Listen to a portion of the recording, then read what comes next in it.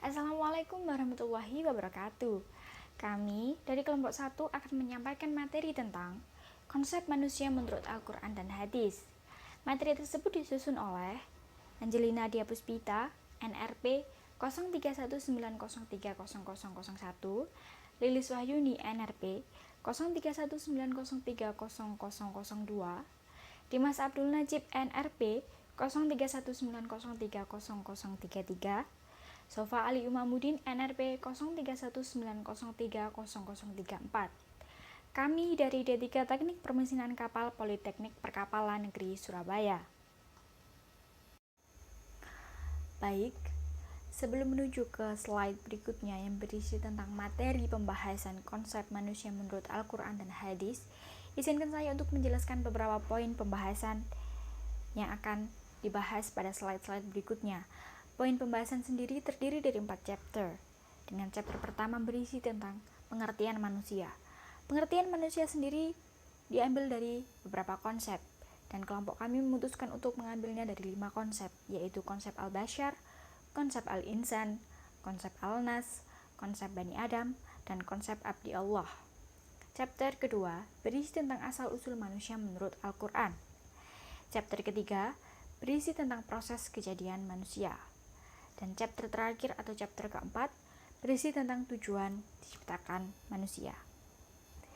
Baiklah, kita beranjak ke chapter pertama, yaitu tentang pengertian manusia.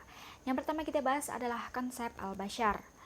Konsep Al-Bashar berbunyi, manusia merupakan makhluk yang memiliki segala sifat kemanusiaan dan keterbatasan, seperti makan, minum, seks, keamanan, kebahagiaan, dan lain sebagainya.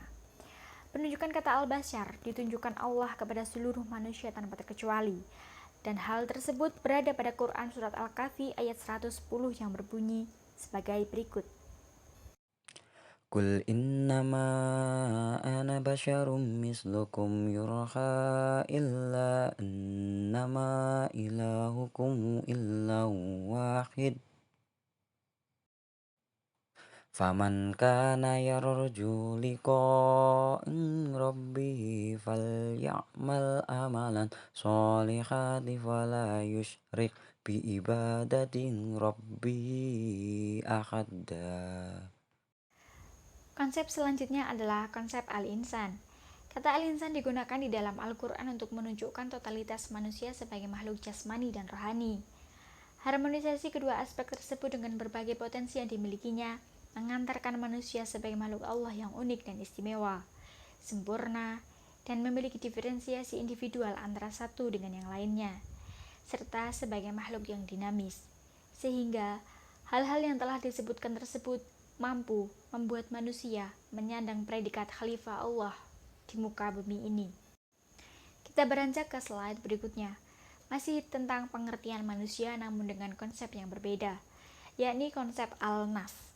Kata Al-Nas menunjukkan pada eksistensi manusia sebagai makhluk sosial, dan kebanyakan digambarkan sebagai kelompok manusia tertentu yang sering melakukan mafsadah dan merupakan pengisi neraka di samping iblis. Hal tersebut disebutkan pada Quran Surat Al-Baqarah ayat 24 yang berbunyi sebagai berikut. Fa in lam taf'alu wa lam taf'alu wattaqun narul lahti waqudun an-nas wal hijarah uiddat lil kafirin. Konsep selanjutnya adalah konsep Bani Adam. Kata Bani berasal dari kata Ban'a, artinya membina, membangun, mendirikan, serta menyusun. Jadi, Bani Adam artinya susunan keturunan anak cucu Nabi Adam dan generasi selanjutnya, seperti bunyi ayat dalam Quran Surat Al-Isra 1770 dan Quran Surat Al-Hajar 1529. Konsep dari pengertian manusia yang akan dibahas adalah konsep Abdi Allah. Abdi Allah artinya manusia diciptakan oleh Allah supaya mengabdi kepadanya. Di antara sikap seorang hamba yang harus diperlihatkan kepada tuannya adalah sikap tunduk, patuh, dan taat. Semuanya haruslah dilakukan tanpa pamrih. Yang artinya, sesungguhnya, misal penciptaan Isa di sisi Allah adalah seperti penciptaan Adam. Allah menciptakan Adam dari tanah, kemudian Allah berfirman kepadanya, jadilah seorang manusia, maka jadilah dia. Quran Surat Ali Imran ayat 59. Di dalam penciptaan manusia pertama ini, Al-Quran tidak menjelaskan secara rinci proses kejadian manusia. Sedangkan menurut Quraisy Shihab, disimpulkan bahwa yang pertama, bahan awal manusia adalah tanah. Yang kedua, bahan tersebut disempurnakan. Yang ketiga, setelah proses penyempurnaan selesai, ditiupkanlah kepadanya roh ilahi. Sebagaimana firman Allah Subhanahu wa taala dalam Quran Surat Al-Hajar ayat 28-29 dan Quran Surat As-Sa'ad ayat 71-72. Jadi, kesimpulannya adalah kejadian manusia menurut Al-Quran dimulai dari kejadian Adam. Kemudian proses kejadian manusia berawal dari tanah dan disempurnakan. Setelah proses penyempurnaan selesai, ditiupkanlah kepadanya roh ilahi. Iya, yang selanjutnya yaitu proses kejadian atau terciptanya manusia. Proses kejadian manusia pertama dijelaskan oleh Al-Quran hanya keterlibatan Allah, yang dijelaskan pada surat Quran surat 38 ayat 71 yang berbunyi itqala rabbuka lil malaikati inni khaliqul basyara min jilda, yang artinya yaitu ingatlah ketika Tuhanmu berfirman kepada malaikat, sesungguhnya aku akan menciptakan manusia dari tanah. Proses kejadian manusia setelah Adam melalui tahapan atau proses seperti yang dijelaskan pada surat Al-Mu'minun ayat 12-16, di mana artinya yaitu yang ayat 12, dan sesungguhnya kami telah menciptakan manusia dari suatu saripati atau berasal dari tanah. Kemudian untuk ayat ke-13 yaitu kami jadikan saripati itu air mani yang disimpan di dalam tempat yang kokoh atau rahim. Yang ke-14 yaitu kemudian air mani itu kami jadikan segumpal darah.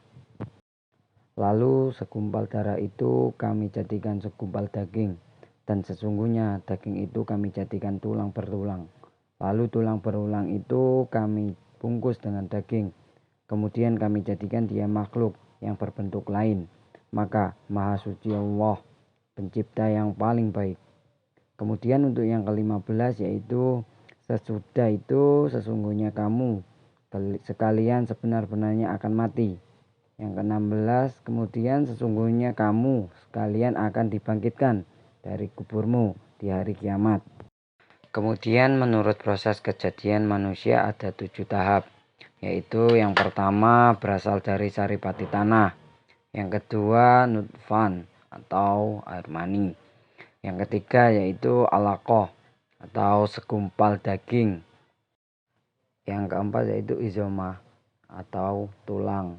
Izoma ada dua, yaitu izoma dan izoma lahman, yaitu tulang dibalut dengan daging. Keenam khalqan akhar, yaitu menjadi manusia. Yang ketujuh yaitu meninggal. Dan kemudian setelah itu dibangkitkan dari kubur pada hari akhir atau hari kiamat. Selanjutnya yaitu tujuan penciptaan manusia. Al-Quran menjelaskan dalam Quran Surat Al-Baqarah ayat 30. Wa idh qala rabbuka lil malaikati inni ja'ilu fil ardi khalfatan. Qalu atalqilu fiha min yasidu fiha wa yaghfidu dima wa nahnu nusabbihu bihamdika wa nuqaddisu lak. Qala inni a'lamu ma la ta'lamun. Di mana artinya ingatlah ketika Tuhanmu berfirman kepada para malaikat, sesungguhnya aku hendak menjadikan seorang khalifah di muka bumi. Mereka berkata, mengapa engkau hendak menjadikan khalifah di bumi itu orang yang akan membuat kerusakan kepada dan penumpahan darah? Padahal kami senantiasa bertasbih dengan memuji engkau dan mensucikan engkau. Tuhan berfirman, sesungguhnya aku mengetahui apa yang tidak kamu ketahui. Kemudian dilanjutkan dengan penjelasan Quran Surat Az-Zariyat ayat 56 yang berbunyi wa ma khalaqtul jinna wal insa illa liya'budun. Dan aku tidak menciptakan jin dan manusia, melainkan supaya mereka mengabdi kepadaku. Jadi kesimpulannya, tujuan penciptaan manusia itu adalah sebagai khalifah Allah dan sebagai Abdullah atau hamba Allah. Sebagai hamba Allah, manusia adalah makhluk yang senantiasa patuh dan tunduk kepada Allah. Yang selanjutnya yaitu tugas manusia. Yang pertama, tugas kekhalifahan. Berdasarkan ayat 30 dari surat Al-Baqarah yang telah disebutkan terdahulu, dapat diketahui bahwa Allah SWT bermaksud menciptakan makhluk istimewa yang dia sebut memiliki tugas sebagai kekhalifahan Allah di bumi. Al-Maghri menjelaskan ketika mentafsirkan ayat ini, katakanlah wahai Muhammad terhadap kaummu, cerita pembicaraan Allah kepada para malaikat. Sesungguhnya akan menjadikan Adam sebagai khalifat dan pengganti makhluk yang lain. Dulu menghuni bumi, mereka itu telah musnah karena saling menumpah darah. Sekarang Adam adalah pengganti mereka. Pendapat ini menjelaskan tentang adanya makhluk berasal sebelum Adam. Makhluk tersebut telah musnah dan Allah bermaksud menggantinya. Karena itu pengganti inilah yang dimaksud dengan khalifah.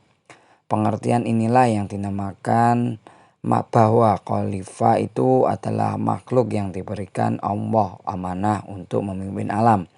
Dalam hal ini manusia bertugas memelihara dan memanfaatkan alam semesta ciptaan Allah. Yang kedua yaitu tugas kehambaan. Allah menciptakan manusia untuk mengabdi kepadanya, memperhambakan diri. Esensi dari penghambaan diri itu adalah kepatuhan dan ketundukan, serta ketaatan manusia kepada Allah. Dalam surat Az-Zariyat ayat 56 yaitu wa ma khalaqtul jinna wal insanu illa liya'budun. Artinya, dan aku telah menciptakan jin dan manusia melainkan supaya mereka mengabdi kepadaku. Maka pengabdian ada dua, dalam arti luas dan dalam arti sempit dan terbatas. Dalam arti luas bahwa seluruh aktivitas manusia bila didasari dengan ikhlas serta tujuannya mencari ridho Allah dan sarana yang dipakai untuk itu tidak bertentangan dengan aturan Allah. Pengabdian dalam arti sempit dan terbatas adalah pengabdian yang dilakukan dalam bentuk ibadah mudha'ah, yaitu ibadah yang telah diatur pelaksanaannya secara rinci dan pelaksanaannya tidak boleh berubah. Ibadah yang tergolong dalam rukun Islam seperti sholat, puasa, zakat, haji termasuk dalam ibadah ini. Ibadah tersebut telah diatur dalam aturan yang telah ditetapkan dan tidak boleh diubah. Cukup sekian presentasi dari kelompok kami, kurang dan lebihnya mohon maaf. Wassalamualaikum warahmatullahi wabarakatuh.